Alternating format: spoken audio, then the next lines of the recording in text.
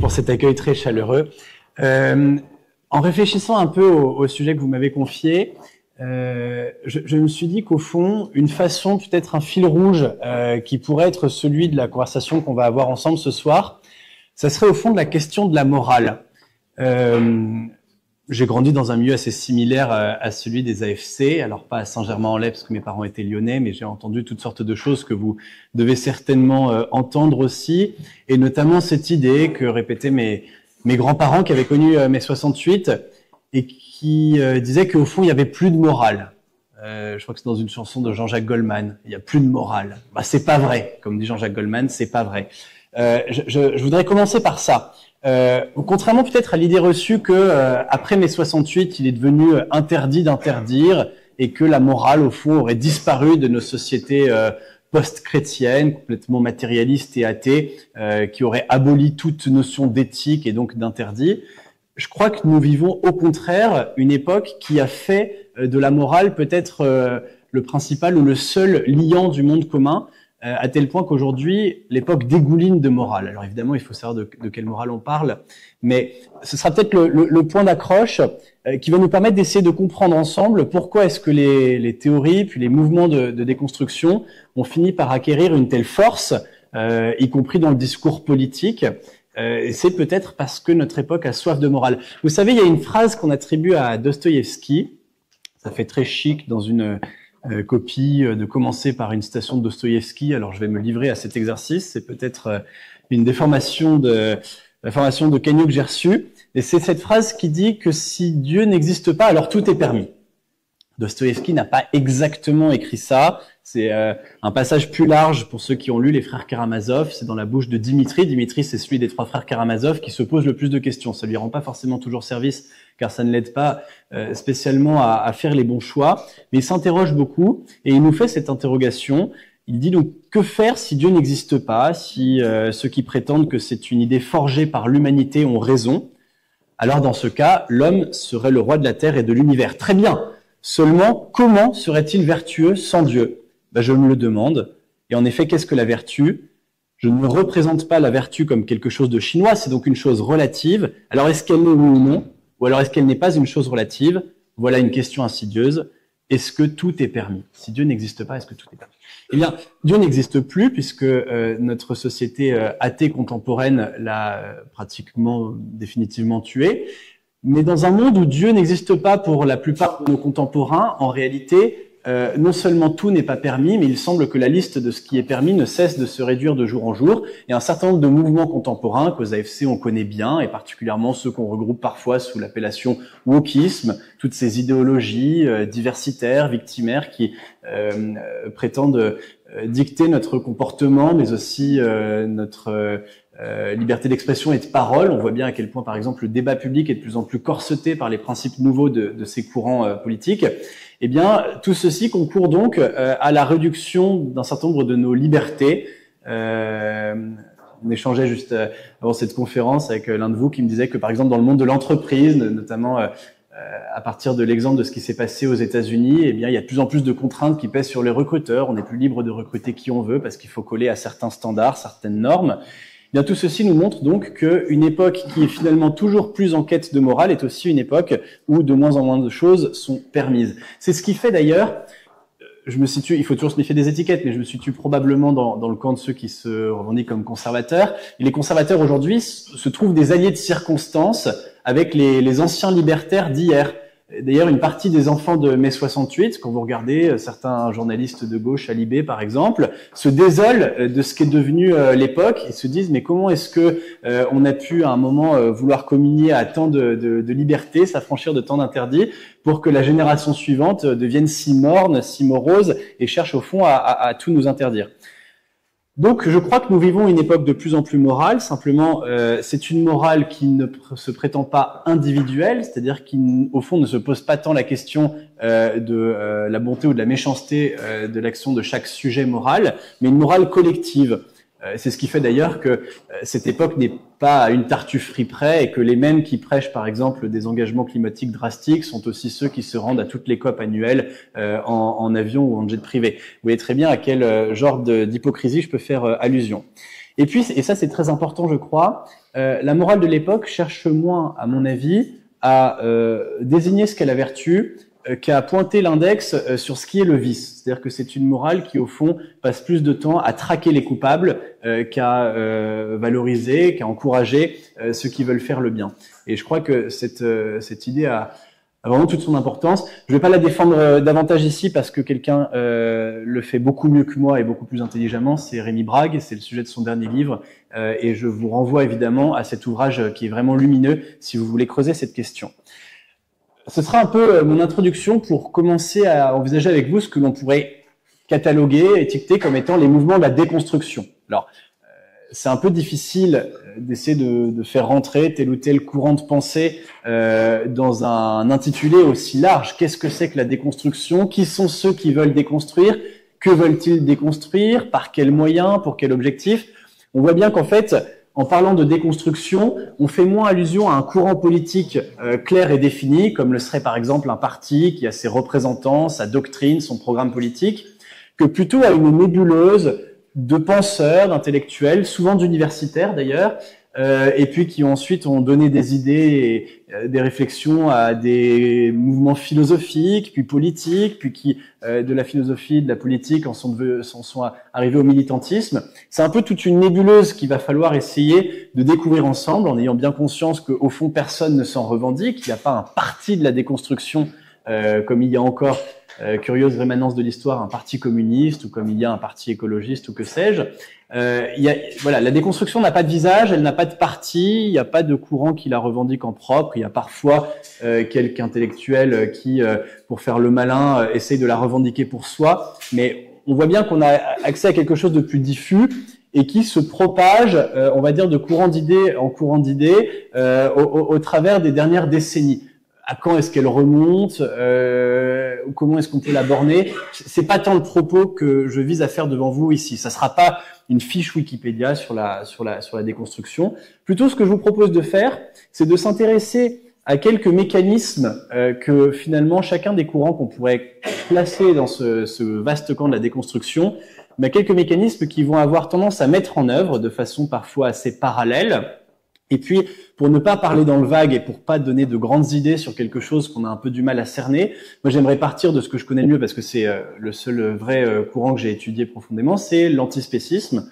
Donc pour le dire en quelques mots, l'antispécisme, c'est ce courant qui vise à abolir les distinctions ou les discriminations spécistes. C'est-à-dire qu'ils font une sorte de parallèle entre ce que serait le sexisme ou le racisme, donc les discriminations fondées sur le critère du sexe ou de la race. Ils font ce parallèle donc entre ces discriminations-là et celles qui seraient fondées sur le critère de l'espèce, et notamment une discrimination fondamentale qui veut que l'on donne des droits aux êtres humains, mais que l'on n'en donne pas aux autres animaux. L'antispécisme, c'est le courant intellectuel qui maintenant depuis une cinquantaine d'années alimente la cause animale, et notamment promeut le véganisme. Je confonds pas les deux termes parce que si vous voulez, l'antispécisme c'est un mouvement intellectuel, c'est une idée. Le véganisme c'est un mode de vie, c'est un choix de consommation, c'est le choix de refuser pour s'habiller, pour se nourrir, d'utiliser des produits d'origine animale ou qui ont supposé pour leur élaboration à un moment de faire travailler ou souffrir des animaux. Quand on est vegan, c'est pas juste qu'on mange pas de viande. C'est qu'on mange aucun produit d'origine animale, y compris pas de lait parce que aller traire la vache en lui touchant les pieds, c'est pratiquement un viol. On ne fait pas faire de promenade en calèche à ses enfants dans les jardins du Luxembourg parce que le travail forcé sans le consentement d'un animal, c'est de l'esclavage, bon, etc., etc. Et le miel, c'est une expropriation du fruit du labeur des abeilles. Donc voilà, l'antispécisme, ça n'est pas le véganisme à proprement parler, c'est le courant d'idées qui conduit, si on est cohérent, à devenir vegan. Je dis si on est cohérent, parce que c'est pas évident de se convertir tout de suite au véganisme. J'aime bien utiliser le mot de conversion parce que je crois que l'idée qu'il y ait quelque chose d'un peu religieux dans l'approche est assez vraie. Et d'ailleurs, souvent, les personnes sur YouTube qui racontent un peu leur trajectoire, comment je suis devenu vegan, ils en parlent comme d'une conversion. Ils ont vécu la même chose que mon saint patron sur le chemin de Damas, c'est-à-dire qu'un jour ils ont vu une vidéo qui les a convaincus que les abattoirs c'était quelque chose d'infiniment cruel et qu'on ne pouvait pas avoir une conscience morale tout en continuant à manger de la viande. Et puis après, ils se rendent compte finalement, comme les humbles pêcheurs qu'ils sont, qu'on peut avoir des principes très établis et puis avoir un peu de mal à les mettre en place. Alors ça fait des vidéos assez touchantes, si elles n'étaient pas finalement un peu ridicules, de personnes qui vous disent la viande ça va, mais quand même une fois de temps en temps, une bonne côte de bœuf, j'ai du mal à résister. Bon, je les laisse, chacun ses problèmes. Moi j'ai déjà assez de mal comme ça à tenir le carême. Donc je vais d'abord vous parler de ce que c'est que l'antispécisme. C'est un courant qui est proprement un courant de déconstruction, puisqu'il s'agit de déconstruire ce qui était finalement la dernière distinction qui résistait encore à la postmodernité, à savoir la distinction qui sépare l'homme du reste du vivant. Jusqu'ici, rares étaient ceux qui osaient s'en prendre à une telle idée, à savoir que l'homme est prééminent dans l'ordre du vivant. Et c'est d'autant plus difficile à attaquer comme idée que lorsque l'on a tué Dieu, on s'en est sorti par une parade intellectuelle pour ne pas tout à fait déshumaniser le monde civilisé, c'est qu'on a inventé les droits de l'homme. Alors on s'est bien gardé de rappeler que les droits de l'homme étaient au fond directement inspirés de l'anthropologie chrétienne et que finalement ils n'étaient que la traduction en des termes sécularisés et laïques de tout ce que l'Église elle-même avait médité dans sa sagesse pendant des siècles pour essayer de défendre la dignité humaine. Mais on avait quand même les droits de l'homme. Si aujourd'hui on attaque l'homme, on s'attaque en même temps aux droits de l'homme et donc on s'attaque au fond à ce qui fait aujourd'hui le socle de notre pacte civilisationnel. Je veux dire, ce qui, même dans un débat public où on voit bien que les fractions rivales sont de moins en moins d'accord entre elles, ce qui fait encore le liant, peut-être le seul principe encore commun qui réunit des adversaires intellectuels qui sont d'accord sur presque rien, c'est au moins l'idée qu'il faut respecter les droits de l'homme. Après, on les met à toutes les sauces, on en fait ce qu'on veut. Je veux dire, Israël comme Gaza, bon, l'un et l'autre se revendiqueront des droits de l'homme, mais on voit bien quand même que ça reste on va dire, le plus petit dénominateur commun qui nous reste pour pouvoir encore parler à peu près la même langue quand on parle de morale ou de politique. Donc l'antispécisme s'y attaque. Il s'y attaque en 3 étapes qui sont plus ou moins chronologiques, qui sont un peu les 3 stades de la construction de ce mouvement antispéciste, mais finalement ces étapes-là, on les retrouvera dans d'autres mouvements de déconstruction. La première, c'est toujours et d'abord un stade moral. L'antispécisme se propose d'abord d'inventer une révolution éthique, donc de renverser la morale.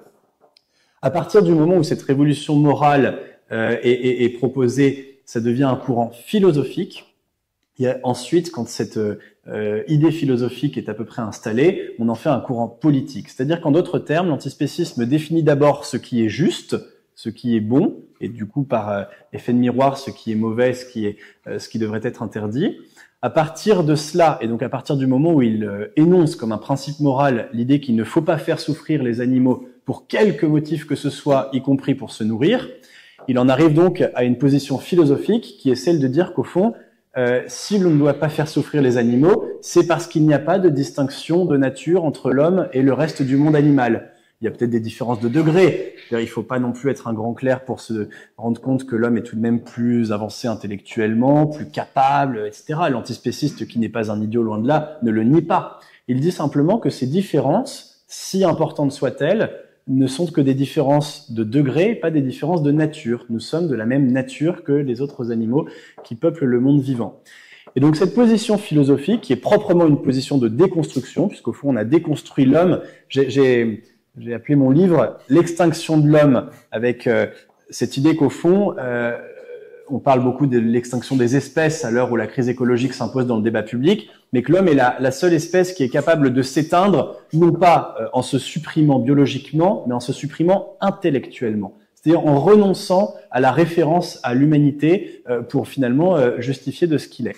Et donc, cette cause philosophique devient une cause politique à partir du moment où la personne qui a dit « je reconnais pour moi cette vérité, à savoir qu'il ne faut pas faire souffrir les animaux, mais désormais, ça n'est plus seulement ma vérité morale, c'est une vérité que je dois imposer aux autres, puisque si au fond il est injuste de faire souffrir des animaux, ça doit devenir un combat politique. Je dois empêcher quiconque de leur faire du tort. » Et donc, au même titre, disent les antispécistes, qu'il a fallu par le passé lutter contre les stéréotypes racistes et toutes les doctrines politiques qui en ont résulté, l'esclavage, l'apartheid, la ségrégation, ou au même titre qu'il a fallu conquérir de haute lutte les droits des femmes pour mettre fin au sexisme. Vous voyez bien, spécisme, sexisme, antispécisme, antisexisme, antiracisme. Quand vous êtes anti-isme, c'est que vous êtes du bon côté puisque vous êtes contre une discrimination. Le fondement moral de l'antispécisme, c'est le passage d'une éthique de la vertu à une éthique utilitariste. Le premier, on va dire, le premier grand intellectuel antispéciste s'appelle Peter Singer. Il écrit un livre qui s'appelle tout simplement La libération animale, qui est un best-seller, qui a été publié en 1975 aux États-Unis, qui a été traduit un peu plus tard en France. C'est intéressant de voir que des pays catholiques comme la France ont peut-être eu un peu plus de réserve au début par rapport à la cause animale que n'en avaient les pays protestants. Alors qu'effectivement, au Royaume-Uni, en Australie, Peter Singer est d'origine australienne, même s'il a beaucoup enseigné aux États-Unis. Donc tous ces pays-là avaient, eux, au contraire, beaucoup plus d'intérêt très vite pour la cause animale. C'est intéressant d'en comprendre les causes. En tous les cas, donc la libération animale, c'est 1975, ça fait une cinquantaine d'années. Mais Peter Singer, pour écrire la libération animale, s'appuie sur notamment la réflexion de deux grands philosophes moraux du 19e siècle, que sont John Stuart Mill et Jeremy Bentham, donc les grands penseurs de l'utilitarisme. Alors qu'est-ce que c'est que l'utilitarisme moral et qu'est-ce que ça change dans la définition qu'on se donne de la morale? Je vais pas vous faire un exposé philosophique trop long, simplement peut-être qu'on peut en revenir au texte de Bentham pour bien le comprendre. C'est l'idée qu'au fond, la moralité d'une action n'est plus dans son principe, mais dans ses conséquences. Donc je ne juge pas la valeur de mon action à l'aune du principe qui l'a conduit, est-ce que c'est en soi bien ou mal, mais est-ce que cela va causer du bien ou du mal? Vous allez me dire, la plupart du temps, on retombe sur nos pattes. Il est immoral de tuer parce que il y avait dans le décalogue dit « tu ne tueras pas », donc c'est mauvais en principe, ou il est immoral de tuer parce que ça a pour conséquence la mort de quelqu'un, donc la génération d'une souffrance. Dans tous les cas, et fort heureusement, on se retrouve à énoncer le même principe moral, à savoir qu'il est quand même mauvais de tuer. Mais malgré tout, il y a quand même un basculement qu'il faut bien comprendre et qui, je crois, est vraiment à l'origine de la perversion intellectuelle que, à la suite des penseurs utilitaristes, on va observer dans la philosophie occidentale. Jeremy Bentham, au fond, finit par confondre le mal et la souffrance. C'est-à-dire le mal et la conséquence du mal. Pour lui, donc, les individus effectuent en permanence un calcul hédoniste, c'est-à-dire ils n'agissent que en quête de plaisir. Et donc c'est en vue de ce plaisir-là qu'ils vont évaluer la pertinence de chaque acte. L'État, pour Bentham, se charge d'assurer le bonheur collectif et donc il a pour but aussi d'éviter collectivement la souffrance. Et donc Bentham se propose finalement comme objectif d'étendre le domaine du bonheur partout où respire un être capable de le goûter. C'est-à-dire qu'à partir du moment où on a défini le plaisir et la souffrance comme étant finalement la seule vraie définition du bien et du mal, mais il faut bien reconnaître que ni le plaisir ni la souffrance ne sont le propre de l'homme. Nous avons le plaisir et la souffrance en partage avec la majeure partie des animaux. Et donc Bentham dit, au sujet des animaux, il serait difficile de dire par quelles raisons ils seraient exclus de la protection que nous assure la loi. La véritable question est celle-ci, est-ce qu'ils sont susceptibles de souffrance? Peut-on leur communiquer du plaisir? Qui se chargera de tirer la ligne de démarcation qui sépare les degrés divers de la vie animale, en commençant par l'homme et en descendant de proche en proche, jusqu'à la plus humble créature capable de distinguer la souffrance de la jouissance? La distinction sera-t-elle établie par la faculté de raison ou celle de parole? On voit bien qu'il essaye de renvoyer ici, Bentham, aux différents traits qu'on a essayé à un moment de définir pour former une sorte de limite scientifique qui nous permette d'établir très clairement qu'est-ce qui diffère, qu'est-ce qui fait la différence entre un être humain et tout autre animal. Mais, dit Bentham, un cheval ou un chien sont sans comparaison des êtres plus rationnels et des compagnons plus sociables qu'un enfant qui n'a qu'un jour de vie, ou qu'une semaine, ou même qu'un mois. Et d'ailleurs, en supposant qu'il en fût autrement, quelles conséquences en tirer? La question n'est pas peuvent-ils raisonner, ou même peuvent-ils parler, mais peuvent-ils souffrir? Donc à partir du moment où vous avez défini la souffrance comme le mal et le plaisir comme le bien, eh bien vous êtes obligé de donner à cette souffrance un statut moral incomparable avec celui qu'elle avait avant. Et cette question de la souffrance, je crois, est vraiment à l'origine de la révolution éthique qui est ensuite initiée par Peter Singer dans la libération animale. La morale, individuelle mais aussi collective à travers la politique et donc la capacité d'énoncer des lois qui proscrivent un certain nombre d'actions, la morale doit se fixer pour but d'empêcher la souffrance. Alors ce qui est curieux, c'est qu'il n'y a jamais de réflexion chez Peter Singer sur le statut même de la souffrance. Elle est considérée d'entrée de jeu comme étant nécessairement un mal. Je crois que c'est déjà méconnaître une partie du mystère de l'humanité. Et par exemple, il y a un certain nombre de situations de souffrance qu'on ne peut pas directement associer à un mal moral.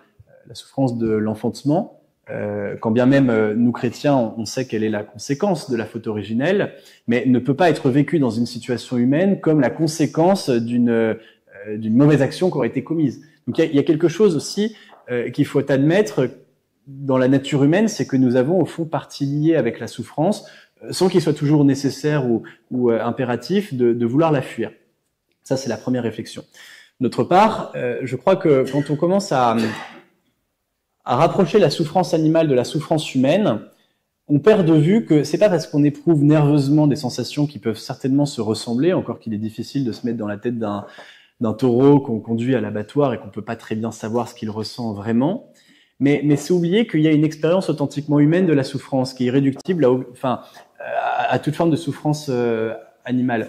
J'ai notamment compris ça en relisant des auteurs qui ont vécu, par exemple, la Shoah, donc une expérience humaine peut-être paroxystique de souffrance. Chez Robert Antelme, qui est quelqu'un qui a un rescapé des camps, qui a écrit des livres magnifiques chez Gallimard, notamment un qui s'appelle La condition humaine, et qui est vraiment, je crois, un livre très très beau parce qu'il est une méditation à partir peut-être du plus ultime degré de souffrance et de mal dans l'expérience humaine. Il est vraiment une méditation sur ce qui fait au fond le cœur de ce qu'est l'homme. Il explique par exemple que le miracle du retour des camps de la mort, c'est la possibilité du pardon. Alors il n'est pas automatique, il n'est pas toujours possible, mais l'homme a la capacité de pardonner à celui qui le fait souffrir, ce que l'animal, je crois, n'a pas. On le voit bien d'ailleurs, si vous avez un jour frappé un chien, il s'en souviendra, parce qu'en plus ils ont la mémoire longue, il s'en souviendra de toute sa vie et il se méfiera de vous. Et l'homme a par ailleurs la capacité à donner à sa souffrance un tour esthétique, c'est-à-dire à la magnifier à travers la production artistique, littéraire, musicale ou que sais-je. Alors sans verser non plus dans une espèce de dolorisme qui veut qu'on est un bon artiste que quand on a beaucoup souffert, j'ose espérer que c'est pas tout à fait le cas, mais au moins on sait que la souffrance humaine peut être féconde. Vous voyez bien que déjà, faire de la souffrance le critère ultime de la morale, ça nous pose un premier problème. C'est que, en fait, on a au fond présupposé que la souffrance humaine et la souffrance animale se valaient, alors que ça n'est pas le cas, mais parce que d'entrée de jeu, on a gommé ce qui faisait la spécificité de l'agir humain et de la présence humaine au monde. Mais enfin, ça marche, parce que Peter Singer, quand il publie La libération animale et qu'il pose ce principe, une souffrance animale égale une souffrance humaine, ça a la même valeur, eh bien, ça marche très vite. Il obtient un succès universitaire sans précédent. Il y a eu énormément de magazines qui ont voulu l'interviewer, qui ont fait son portrait. Il a acquis une notoriété qu'il a encore, parce que Peter Singer est encore de ce monde, et qui l'a accompagné tout au long de sa vie. Et puis d'autres ont voulu continuer à réfléchir dans le sillage de sa réflexion.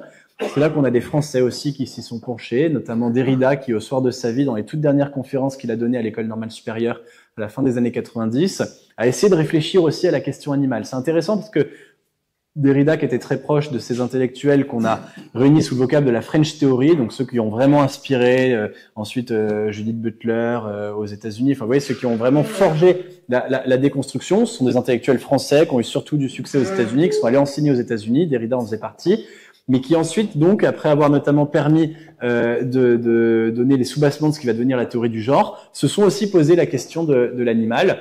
Et donc là, sous un jour philosophique, vraiment cette idée que, au fond, il n'y a plus de distinction valable entre l'homme et le reste du monde animal, que ces distinctions d'ailleurs avaient été créées artificiellement par nous, c'est-à-dire que c'était une forme de ruse de l'humanité de définir, je ne sais pas, par exemple l'usage du langage articulé comme étant le critère qui permettrait d'ériger au-dessus de tous les autres animaux une caste privilégiée que nous serions nous, fils d'Adam et filles d'Ève.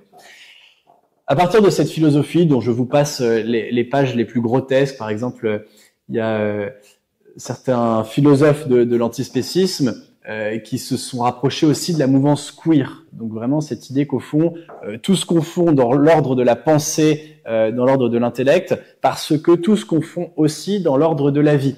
Il y a une philosophe qui s'appelle Donna Haraway, donc vraiment la figure de proue du mouvement queer, qui fait une espèce de... Pardon, je vais peut-être un peu choquer, mais de philosophie de la partouze. C'est-à-dire qu'en fait, ce qu'elle dit, c'est que si on peut tout mélanger sous la couette, bah, c'est que on peut aussi tout mélanger dans la pensée. Et donc, elle a un ouvrage très curieux, parce que quand on y réfléchit, on se demande comment ça a fait pour avoir le succès que ça a eu.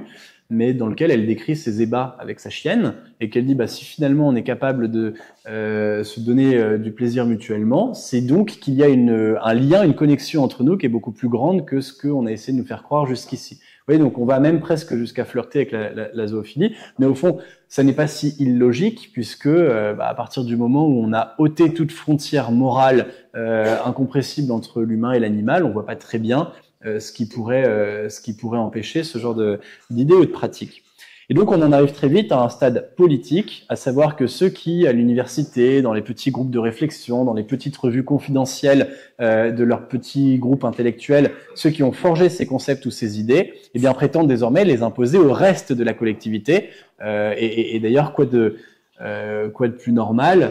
Après tout, quelqu'un qui aurait intellectuellement fini par arriver à la conclusion que l'esclavage est une forme d'exploitation de l'être humain profondément injuste, eh bien aurait tort de ne pas chercher à politiser cette intuition pour essayer d'abolir l'esclavage. Bien de la même façon, les tenants de l'antispécisme veulent abolir l'exploitation animale, la souffrance animale, pour imposer un monde dans lequel les animaux seraient traités à égalité de droits avec les êtres humains. Je n'aurai pas le temps de développer ici tout ce que cela suppose en termes de construction politique. Ceux qui ont proposé peut-être le manifeste le plus abouti de ce que serait au fond un monde authentiquement antispéciste sont deux auteurs qui s'appellent Sue Donaldson et Will Kymlicka, qui sont deux auteurs canadiens. Ils ont écrit un livre qui s'appelle Zoopolis, donc une sorte de traité de zoopolitique, de politique animale. Zoopolis, c'est sur 300 ou 400 pages, je vous préviens, c'est un gros pavé parce qu'ils ont pensé à tout. C'est vraiment un traité très abouti de politique, d'une politique qui prenne au sérieux l'idée que nous n'avons pas plus de droits que les animaux. Et donc, ils par exemple, se fendent d'une distinction, qui est d'ailleurs pas si inintéressante que cela, au sein même du monde animal. Ils distinguent les animaux sauvages, donc c'est-à-dire ceux qui n'ont pas besoin de l'homme et qui sont heureux loin de l'homme. Donc ces animaux-là, il leur faudrait des États indépendants, que l'ONU puisse garantir par des représentants et des médiateurs, mais pour assurer à ces animaux que l'on ne va plus interférer avec leur existence, des espèces de réserves à grande échelle dans lesquelles on n'embête plus les lions et je ne sais quoi d'autre. Il y aurait les animaux liminaires. Les animaux liminaires, c'est ceux qui vivent plus ou moins indépendamment de vous et moi, mais en même temps qui ont besoin d'être aux marges de la vie humaine. Par exemple, les rats, les pigeons, vous voyez, tous ceux qui vivent finalement à partir de ce que la société humaine produit et permet. Mais ce sont des animaux qui, malgré tout, ont une forme d'indépendance. Donc, il ne faudrait pas non plus commencer à chercher à les régenter. Et puis, enfin, les animaux domestiques. Alors, tous les antispécistes sont pas d'accord. Est-ce qu'avoir un animal domestique, c'est avoir un esclave chez soi, ou est-ce qu'il y a une possibilité pour une relation vraiment amicale entre l'homme et l'animal qui permet quand même d'avoir un chien? Bon, je laisse se débrouiller entre eux pour savoir si il faut interdire ou non la possession d'un animal de compagnie. Mais donc là, il prévoit un statut différent parce que vous voyez bien que, par exemple, les animaux de compagnie, il faudrait, c'est logique, leur créer une représentation politique, c'est-à-dire qu'ils puissent élire des députés à leur façon pour qu'on puisse représenter leurs intérêts. C'est assez touchant parce que les auteurs qui ont vraiment, je crois, ce souci pour le coup de vivre pleinement dans leur quotidien les principes qu'ils énoncent, racontent dans Zoopolis comment ils ont fait une sorte de référendum à la maison pour que, je sais plus si c'est un chat ou un chien, je crois que c'est un chien, pour que le chien finisse par déterminer quel est le menu gastronomique qu'il préfère. Donc ils lui ont proposé tous les soirs un menu différent, ils notaient de façon très attentive le comportement de l'animal, et puis à la fin ils en ont déduit que ses préférences politiques étaient plutôt ceci ou cela. Bon, ça fait sourire, cela dit, j'ai déjà vu dans des familles très respectables des fins de blanquettes de veau qui finissaient dans la gamelle du chien, donc plus rien ne m'étonne. Voilà un peu, en tous les cas, ce que pourrait être une cause politique dédiée aux animaux. Vous voyez vraiment ces trois stades. D'abord un courant moral qui devient une position philosophique et qui ensuite aboutit à une politique. C'est-à-dire, je pense d'abord qu'il est mal de faire souffrir l'animal. J'en finis par dire que l'animal et l'homme, c'est peut-être pas la même chose, mais qu'en tous les cas, ça devrait être mis sur le même plan d'horizontalité, qu'il n'y a rien qui doit séparer l'animal de l'homme en termes de distinction, d'essence, de nature. Et ensuite, eh bien, je revendique cette idée et j'en fais une cause politique. Et vous voyez bien, vous voyez très bien aujourd'hui les combats auxquels ça aboutit. Faut-il interdire la corrida? Faut-il interdire la chasse? Faut-il obliger les enfants à avoir une alternative végétarienne à la cantine, etc., etc. L'idée qu'il faut continuer à explorer ensemble pour bien comprendre tout ce qu'il y a derrière, c'est que le perfectionnement moral de l'humanité est rendu possible par la science et la technique. C'est une idée qu'on voit partout, et y compris chez des gens dont on a peut-être un peu trop vite oublié qu'en réalité, ils n'étaient pas du tout de notre camp. Je pense à Elon Musk, qu'un certain nombre de conservateurs français jugent être leur allié de circonstance, puisque bon, Musk soutient Trump, qui lui-même a nommé des juges conservateurs à la Cour suprême américaine, donc Musk, c'est bon, c'est cachère. Musk, c'est quelqu'un qui participe de cette idée parmi certains milliardaires américains, très en pointe dans les nouvelles technologies, qu'au fond, la technologie permet le perfectionnement moral de l'humanité. D'ailleurs, quand on regarde tout ce qu'il fait avec son entreprise Neuralink en matière de recherche sur le transhumanisme, on est vraiment à plein là-dedans. Mais ce qui est fascinant, c'est que Zuckerberg ou les autres de la Silicon Valley pensent tout autant la même chose. C'est pas parce qu'il y en a qui sont dans un camp et qui ont soutenu telle candidate et d'autres qui ont soutenu tel candidat que pour autant il n'y a pas cette même idée chez eux, chacun à leur façon, avec leur technologie, leurs convictions, mais que malgré tout, la science et la technique doivent permettre de perfectionner moralement l'humanité. Je trouve à titre personnel cette idée d'abord très critiquable et surtout très dangereuse. Parce que d'une part, elle tendrait à dire que finalement, et c'est un peu désespérant de le penser, nos ancêtres étaient condamnés finalement à être de plus grands pécheurs que nous. Force est de constater, c'est mon métier, je suis journaliste, lorsque l'on regarde les temps présents, c'est pas si évident. Mais surtout, vous voyez, ça condamne l'homme au fond à rechercher la vertu par l'augmentation illimitée de sa puissance. Alors pourquoi est-ce que cette idée s'applique à l'antispécisme? Au moins pour deux raisons.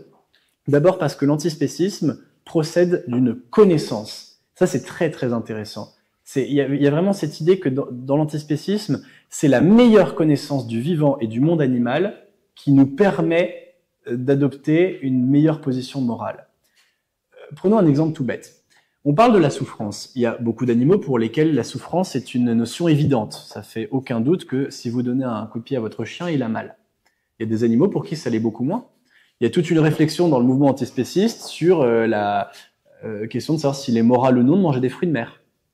Les fruits de mer, pour la plupart d'entre eux, sont des mollusques qui n'ont donc pas de système nerveux centralisé, donc la transmission de l'information neurologique qui est la souffrance ne va pas de soi. Je fais un peu le malin, j'y connais rien évidemment, j'ai pas une formation de biologiste, vous l'avez bien compris. Mais vous voyez donc que cette question, elle est intéressante. C'est un peu comme s'ils étaient là à observer un animal ou un autre au microscope, et puis à dire attendez, il y a l'autre qui est là en train de vouloir manger son huître, attendez, non, c'est bon, tu peux y aller. Vous voyez, il y a cette licence morale qui est donnée par la connaissance. On sait très bien, même si certains ont prétendu un peu l'inverse, que ce qui a conduit le progrès moral au cours des siècles derniers, notamment par exemple sur la progression des droits des femmes, c'est pas une progression de la connaissance. Ça, c'est une invention totale de ceux qui veulent délégitimer l'Église médiévale, de dire l'Église aurait accepté à un moment, lors d'un concile ou je ne sais quoi, l'existence de l'âme chez les femmes, comme si c'était grâce à des découvertes théologiques très pointues qu'on avait fini par dire bon bah en fait elles ont une âme aussi, donc tant pis on va devoir les traiter comme les hommes. C'est pas comme ça que ça s'est passé. Le progrès moral ne repose jamais sur un progrès intellectuel. Il repose sur ce qui fonde la morale, c'est-à-dire sur le courage, c'est-à-dire sur l'honnêteté, la vertu. Mais vous voyez, donc cette idée de vraiment de créer un lien de cause à effet entre la progression de la connaissance et la progression de la morale me semble en elle-même vraiment très inquiétante. Et puis cette question de la puissance, elle est intéressante parce qu'il y a l'idée qu'on peut être meilleur moralement quand l'on est plus capable techniquement. Dans l'antispécisme, c'est notamment cette réflexion autour du fait que si on adopte un régime complètement vegan, on a des carences alimentaires assez importantes. Que si l'homme s'est mis, Homo sapiens s'est mis et ses ancêtres avant lui à manger de la viande, c'était pas simplement parce que c'était meilleur, c'était aussi parce que c'était un apport en protéines très important. Je cite d'ailleurs dans le livre, si ça vous amuse, des gens qui ont fait des études très poussées qui montreraient notamment que c'est à partir du moment où l'homme a commencé à cuire la viande qu'il a acquis une progression cérébrale très très importante, parce qu'en fait il gagnait un temps fou à pouvoir mastiquer beaucoup plus vite, alors que les autres animaux, eux, mettaient plus de temps à mastiquer et à digérer, et donc ce temps il a pu le mettre à profit pour d'autres choses, et donc que son QI, je sais pas si on fallait parler de QI à l'époque des australopithèques, mais a augmenté en tout cas grâce à un certain nombre d'avancées vraiment liées à la consommation de viande d'une certaine façon, etc. Donc en tous les cas, ce qui est certain, et ça pour le coup les nutritionnistes sont relativement d'accord là-dessus, c'est que un mode de vie tout à fait vegan conduirait à être carencé. Les végans ont trouvé une parade, c'est qu'on est maintenant capable depuis quelques dizaines d'années de synthétiser une vitamine qui s'appelle la vitamine B12 et qui fournit les compléments alimentaires de la plupart des végans. Alors très bien, je veux dire, ils arrivent à manger de la salade et à être en bonne santé grâce à ça, pourquoi pas? Mais ce que cela veut dire aussi, c'est qu'avant l'invention de cette vitamine, en tout cas avant la capacité de la synthétiser en laboratoire à grande échelle, bah, on n'aurait pas été capable de tenir un mode de vie complètement vegan. Et il y a des personnes dans le mouvement antispéciste qui vous disent, bah, finalement, c'est grâce au progrès de la technique qu'on est capable d'avoir un comportement plus vertueux qu'avant. Mais je trouve que cette idée est extrêmement problématique. Si on doit avoir besoin d'un progrès technique pour être meilleur, je crois que c'est que l'on se trompe de définition sur ce que sont le bien et le mal.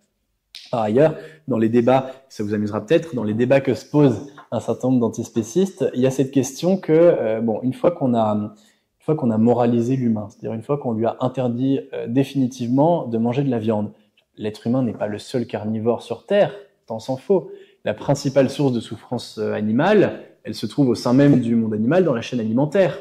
Et donc, il y a cette idée qu'il faudrait peut-être faire régner la morale parmi tous les prédateurs, tous les carnivores. Et donc, pour le dire en termes plus crus, empêcher le lion de manger sa copine la gazelle.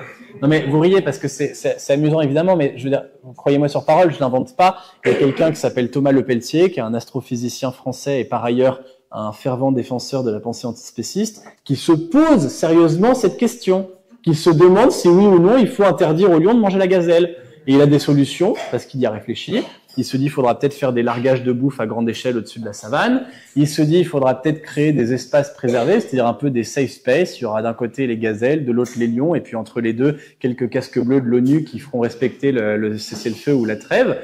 Et puis ensuite, bah, une fois qu'il se pose la question pour le lion et la gazelle, bah, il y aura les poissons au fond de la mer qui, bah, les salauds se bouffent entre eux aussi. Enfin, vous voyez, donc on n'est pas sorti de l'auberge.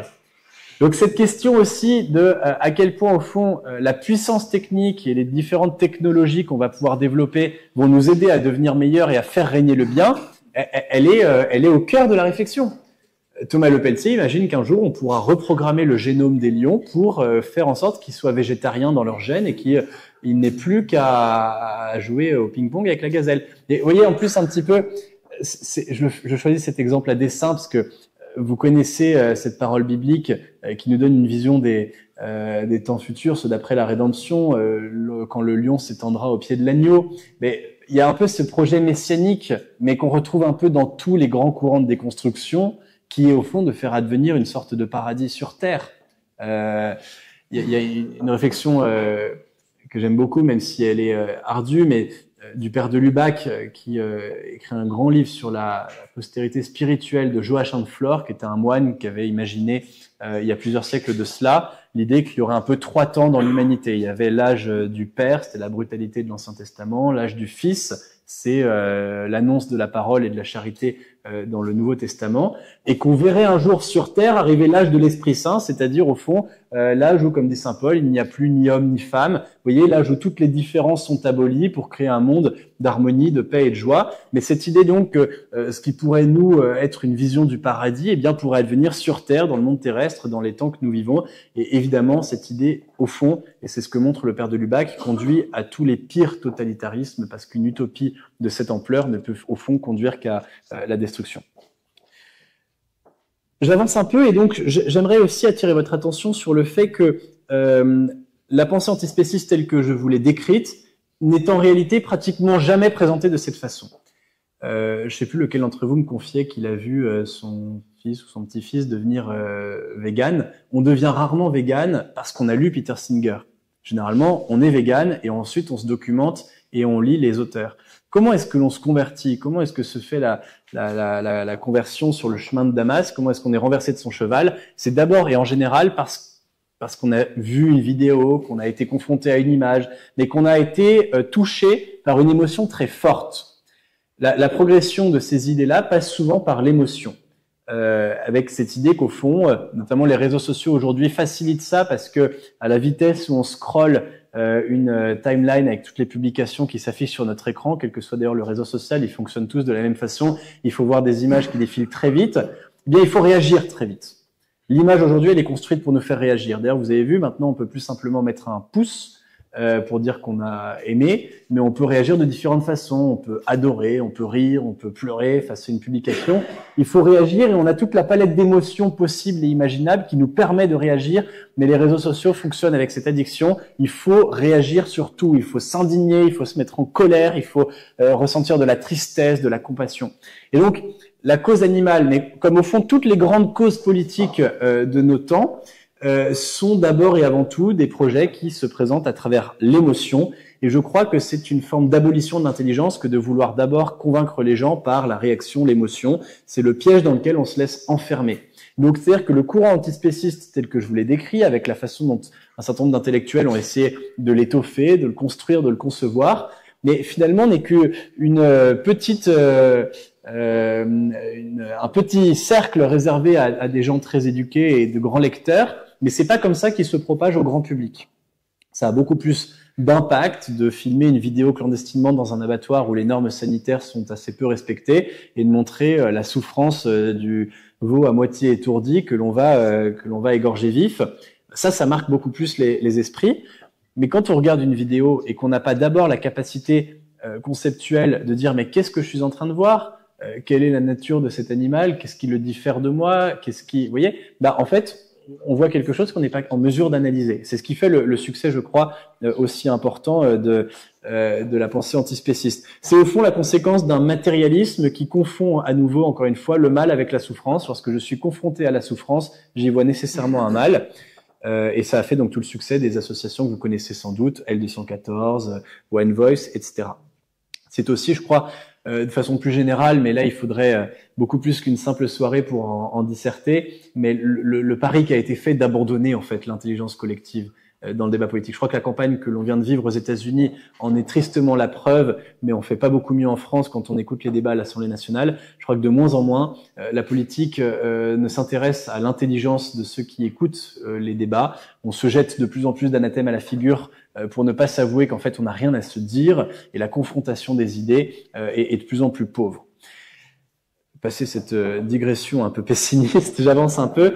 Donc je vous ai parlé de l'antispécisme, j'aimerais qu'on puisse s'élargir maintenant et comprendre, parce que c'était un peu la promesse, si j'ai bien compris, de cette soirée, comprendre comment est-ce qu'il y a des parallèles évidents entre l'antispécisme et tous les autres grands courants de la déconstruction. Déconstruction donc de la différence entre les espèces, on en a parlé, déconstruction de la différence entre les sexes, déconstruction de la différence entre les peuples, puisqu'au fond le courant multiculturaliste qui prêche au nom d'une idéologie no border, donc sans frontiériste, qu'il n'y a plus de différence entre le citoyen et l'étranger, qu'il n'y a plus de différence entre celui qui est d'un peuple, d'un pays, d'une région et celui qui est d'une autre, eh bien c'est aussi une déconstruction. La déconstruction des frontières au sens géographique, au sens des nations, de la politique, c'est peut-être la première des déconstructions, mais c'est le moule qui a permis toutes les autres déconstructions intellectuelles.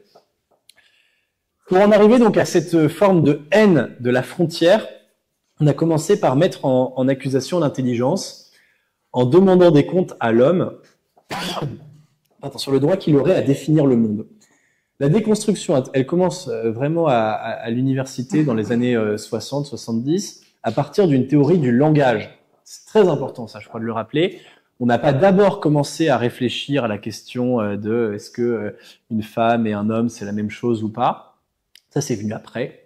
Donc vraiment, tout le triomphe dans les années 70 des gender studies et donc cette idée que les comportements sexués, donc comportement d'un homme ou d'une femme en tant qu'homme et en tant que femme, seraient construits par la société et donc ils seraient le résultat d'une transmission culturelle qui serait pas innée. Et donc au fond, on est de façon indifférenciée et c'est la société ensuite qui nous construit. Ça, c'est secondaire. Ce qui a commencé d'abord, c'est une théorie du langage. On a assisté dans l'immédiate après-guerre à l'émergence d'un mouvement qu'on disait structuraliste. Alors pardon, je vais prononcer quelques mots barbares, mais ce sera très très épisodique et après j'en reviens à des choses moins universitaires, moins académiques. Mais le structuralisme, c'était une réflexion sur la langue où on pensait la langue en fait comme des unités, donc les mots, qui désignent des objets de pensée, mais en réseau entre eux, c'est-à-dire qu'en fait on reconnaissait encore qu'il y avait une correspondance entre les mots et les réalités qu'ils désignaient. Ça renvoie à une querelle philosophique très ancienne qui émerge dès le Moyen-Âge avec le nominalisme, c'est-à-dire quand on nomme une chose, est-ce qu'on nomme la chose en elle-même ou est-ce qu'on nomme le concept de la chose? Bon, si je vous ai perdu, promis, je vous retrouve dans un instant.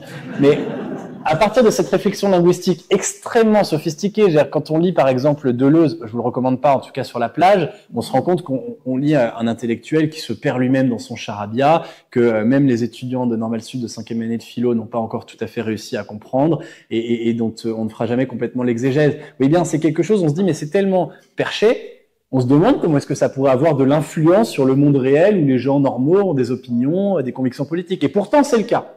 Pourtant, cette réflexion sur la langue et la linguistique, c'est vraiment celle qui a alimenté toute la révolution philosophique de la déconstruction à laquelle on est confronté.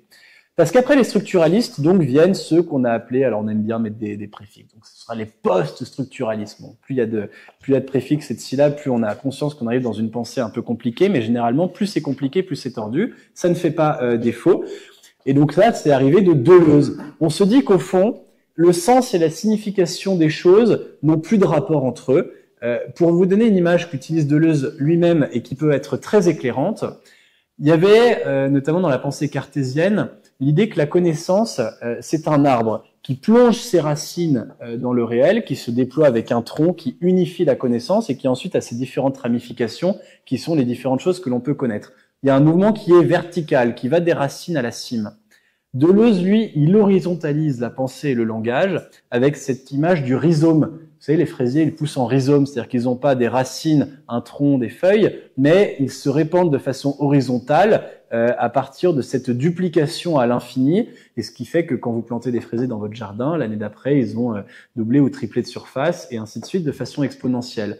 Il n'y a plus de racines, il y a des rhizomes. Il n'y a plus de verticalité dans la connaissance et dans le langage, il y a une horizontalité. Au fond, les mots qui désignent les choses n'ont pas forcément de rapport aux choses. C'est ce que dit Deleuze. Au fond, on aurait inventé un langage en fonction des besoins du moment, mais sans du tout avoir la certitude qu'il décrit véritablement le réel. Au fond, le monde tel qu'on se le représente quand on parle, quand on raisonne, quand on réfléchit, n'est qu'une projection de notre subjectivité. On en vient à nier le réel, puisqu'il est inaccessible, c'est tout simplement qu'il n'existe pas. Et on en vient finalement à mettre en accusation le mouvement qui a consisté à séparer les choses et donc à créer des frontières. Pourquoi dire que ceci n'est pas cela? Pourquoi dire qu'un homme n'est pas une femme? Pourquoi dire que un humain est plus qu'un animal? Au nom de quoi? Parce qu'on a inventé des mots qui nous permettent de le dire. La belle affaire, les mots, c'est une invention de l'homme. Et donc, par définition, les mots, selon Deleuze, ne sont qu'une ruse de l'homme pour définir le monde tel que cela l'arrange. D'ailleurs, et ça c'est Derrida qui le dit, on voit bien que quand on désigne des gens par des noms d'animaux, c'est rarement mélioratif. Souvent, quand on dit quelqu'un que c'est un porc ou je ne sais quoi, c'est plutôt pour le dévaloriser. Et donc Derrida s'insurge contre cela et dit au fond, la langue, eh bien, sert à dévaloriser l'animal, sert à le rabaisser. Et donc, il faudrait quelque part, si ce n'est abolir la langue, du moins la réformer pour redonner aux animaux toute la dignité que nous leur avons ôtée. Alors cette déconstruction qui finalement met en accusation l'intelligence, il y a vraiment ça. Il faut lire pour s'en convaincre certains passages de Derrida où il dit au fond toute la connaissance humaine acquise jusqu'à aujourd'hui n'est que le résultat de préjugés. Alors là, il empile des mots à n'en plus finir, des préjugés épi, prométhéo, judéo, chrétien, etc. Bon, enfin bref, en gros, pour mettre en accusation toute la pensée occidentale depuis les temps bibliques jusqu'à la construction de la philosophie grecque, du droit latin, de la pensée de l'Église, finalement tout ce qui fait que nous avons aujourd'hui le corpus d'œuvres, d'auteurs, de concepts et de mots qui nous permettent de penser sont, pour Derrida, à jeter à la poubelle parce qu'ils n'ont fait que décrire un monde qui nous arrangeait, qui nous rendait service, c'est-à-dire un monde pyramidal au sommet duquel nous nous trouvions. Donc pour abolir les différences, pour abolir les frontières, il faut s'en prendre à l'intelligence même et au langage. On note bien qu'il y a évidemment un paradoxe, c'est que tous ces penseurs-là sont finalement un hommage à l'intelligence humaine, puisqu'ils sont des gens qui sont très cultivés, qui ont beaucoup lu, qui s'expriment, on l'a vu, dans une langue parfois assez châtiée évidemment, même si elle est parfois un peu nébuleuse. Mais en tout cas, vous voyez bien que finalement, ceux qui font assaut d'intelligence en viennent à nier leur propre intelligence ou à la mettre en accusation. Il y a quelque chose de l'ordre du serpent qui se mord la queue. Je les laisse, encore une fois, c'est leur problème, c'est pas le mien. En tout cas, aujourd'hui, la déconstruction, elle se manifeste avec d'autres figures. Vous avez par exemple le philosophe Geoffroy de Laganerie. Si vous écoutez régulièrement France Inter, je suis pas sûr que ça soit le cas aux AFC, mais pourquoi pas. Vous l'avez certainement un peu entendu. Il sort un bouquin tous les 6 mois et à chaque fois, il est invité de Léa Salamé. Geoffroy de Laganerie dit qu'il veut, je le cite, casser tout fantasme d'une cohérence du monde pour assumer le chaos et la complexité dans lesquels nous vivons. Pardon à nouveau de choquer, je vous ai parlé de la philosophie de la partouze, ça n'est que la même chose, dit en d'autres termes plus élégants.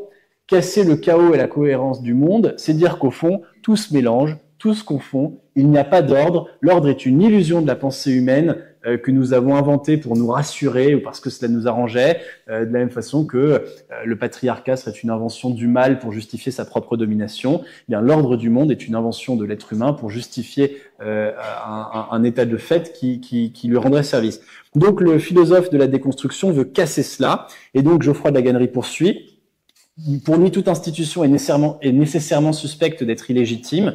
Décrire le monde des hommes, c'est en même temps le critiquer, ça c'est très intéressant, toute la pensée critique qui confond le discours et la critique. C'est-à-dire qu'il faudrait, en même temps que l'on parle, critiquer ce dont on parle. C'est absolument fascinant de voir la confusion qui existe entre les deux mouvements intellectuels.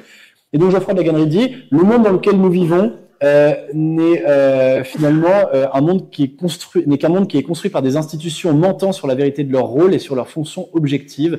Dire la vérité de ces institutions et les mettre en question sont une seule et même chose. Plus nous disons la vérité, plus nous sommes amenés à être en opposition avec le monde, et plus nous affrontons le monde, plus nous sommes conduits à en énoncer la vérité. Vous voyez bien que c'est une pensée qui se veut une pensée de combat, et non pas une pensée de construction, de définition, et encore moins, comme ce fut le cas naguère, une pensée qui vise à célébrer le monde. C'est plus une pensée qui célèbre, c'est une pensée qui condamne et qui démolit. Alors la déconstruction, me semble-t-il, et je crois que c'est important aussi de le souligner, pose un vrai problème sur ce que l'on appelle même connaître et décrire les choses. Dans l'antispécisme, il y a ce que l'on pourrait appeler une forme de réductionnisme, c'est-à-dire que l'antispécisme, quand il parle de l'homme, ne parle en réalité de l'homme que en tant qu'animal. L'antispécisme ne s'intéresse qu'à l'animalité de l'homme. Alors je ne vais pas vous dire l'inverse, je ne vais pas vous dire que l'homme n'est pas un animal, ce serait évidemment absurde de le prétendre, mais vous voyez bien que tous les grands philosophes qui ont marqué ce qu'on appelle aujourd'hui les humanités ont toujours adjoint un adjectif. L'homme est un animal, certes, mais l'homme est un animal politique, l'homme est un animal rationnel, l'homme est un animal relationnel. Vous voyez bien qu'on ne peut pas se contenter de dire que l'homme est un animal si on n'ajoute pas un adjectif qui permet de qualifier cette forme très particulière d'être au monde qui donne l'humanité. Or, l'antispécisme, lui, ramène l'homme uniquement à sa condition animale. Et donc là, il y a une forme de réduction au biologisme. C'est en fait une forme de matérialisme. On ne considère l'homme que comme un corps, et que comme un corps biologique régi par des principes qui nous permettent donc de comprendre le plaisir et la souffrance, puisqu'au fond, on ne considère le plaisir et la souffrance qu'à l'aune de cette biologie, donc qui nous disent que ce que sont le plaisir et la souffrance comme des informations nerveuses, mais on se prive complètement des autres formes d'expérience humaine qu'il peut exister en dehors de la biologie. Un philosophe que j'aime bien, que j'ai utilisé un peu pour écrire mon livre, parle de zoocentrisme. On se centre sur l'animal, et Étienne Barnet dit d'ailleurs, ce zoocentrisme constate avec étonnement que l'animalité humaine est en passe de devenir un énoncé aussi peu discutable que pouvait l'être naguère le créationnisme, et parfois même aussi dogmatique que ce dernier. Vous voyez, de la même façon qu'il y avait autrefois ce dogme qui empêchait quiconque de penser en dehors de l'idée que l'homme était créé par Dieu. Aujourd'hui, on est quasiment empêché dans la pensée scientifique, on est quasiment empêché de penser l'homme autrement que comme un animal. Or précisément, donc l'homme n'est pas qu'un animal, il est un animal, comme je vous l'ai dit, intelligent, politique, relationnel. Et donc il y a d'autres disciplines du savoir qui nous renseignent sur l'homme, qui ne se réduisent pas à la biologie. L'homme est un animal qui a une histoire. Ça fait quelque chose que nous détenons en propre. Les animaux n'ont pas d'histoire. Les animaux ne se racontent pas les histoires de leurs ancêtres. Et quand on se souvient dans la mémoire collective d'un animal, c'est parce qu'il y a eu des hommes pour le chanter. On se souvient du cheval blanc d'Henri IV, on se souvient des lions de Sainte-Blandine, on se souvient... Vous voyez, il faut les hommes pour la mémoire, il faut les hommes pour l'histoire. Donc l'histoire, qui est une discipline des sciences humaines, nous dit quelque chose de l'homme. Et une vérité qui est tout aussi importante que la vérité biologique. Alors on a besoin de la biologie parce que c'est ce qui permet la médecine, par exemple, c'est ce qui nous permet de guérir l'homme. Il faut comprendre comment fonctionne le corps humain pour pouvoir faire le bien de l'homme.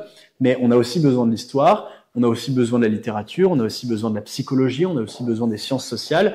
Et donc vous voyez, le risque quand on biologise trop l'être humain, c'est bien de finir par confondre l'objet des sciences de la nature les sciences de la nature s'intéressent à l'homme en tant qu'animal et en tant qu'être biologique. Mais ça, c'est un objet scientifique. Un objet scientifique, il n'existe pas. C'est une fiction qu'on se donne pour pouvoir raisonner dans un champ disciplinaire donné. Et donc, à force de faire cela, on confond l'objet des sciences de la nature avec l'homme. On confond une fiction scientifique qui nous permet de dire quelque chose au sujet de cet objet, et on confond avec la réalité de l'objet lui-même. De la même façon, si je vous ai un peu perdu, je vais essayer d'être plus clair avec la façon dont le genre a finalement fini par édicter l'idée que hommes et femmes, cela revenait au même et qu'il n'y avait pas de différence. La théorie du genre, elle n'est pas partie des sciences de la nature, elle n'est pas partie de la biologie, elle est partie des sciences sociales. Ça a commencé quand, dans des universités américaines, on a constaté qu'effectivement, le comportement masculin ou féminin était en grande partie acquis parce que ça commence dès le moment où la mère dit à la jeune fille « tiens-toi comme ceci, habille-toi comme cela, ne parle pas ainsi, on dirait ton frère, etc. » Et donc finalement, il y a effectivement, qui pourrait le nier, une transmission des comportements sexués. Ça, c'est le propre des sciences sociales, c'est d'observer les personnes humaines en tant qu'objet de relations sociales. Vous voyez, l'objet que construit la science sociale pour discourir, c'est l'homme qui est tissé par les interactions sociales. Mais pour autant, nous ne sommes pas que le produit d'interactions sociales, puisque, on vient de le dire, on est aussi un corps animal avec, par exemple, un génome qui dit une vérité de ce que l'on est aussi. On est homme et femme à l'origine parce que c'est écrit dans nos gènes. Et il y a aussi la psychologie, qui n'est réductible ni aux sciences sociales, ni aux sciences de la nature, et qui dit d'autres choses, du comportement masculin, du comportement féminin. Puis il y a aussi, je crois que peut-être un des torts de notre époque, c'est de ne pas suffisamment considérer la littérature comme une science. C'est quelque chose que j'aime bien chez René Girard. J'ai eu la chance de rencontrer récemment une des nièces de René Girard, et qui m'a dit, vous voyez bien ce philosophe américain, enfin français, mais qui a vécu aux États-Unis et qui a notamment forgé le concept de désir mimétique. René Girard, il a vraiment fondé son approche philosophique sur la littérature. Il a dit, je préfère m'appuyer sur la littérature parce qu'elle nous décrit l'homme de façon beaucoup plus vraie que si je me penchais sur quelque exemple que ce soit, parce que la littérature, elle cherche vraiment à dire des constantes de la nature humaine. C'est d'ailleurs ça qui fait le génie des grands auteurs qui ont survécu à l'épreuve des siècles.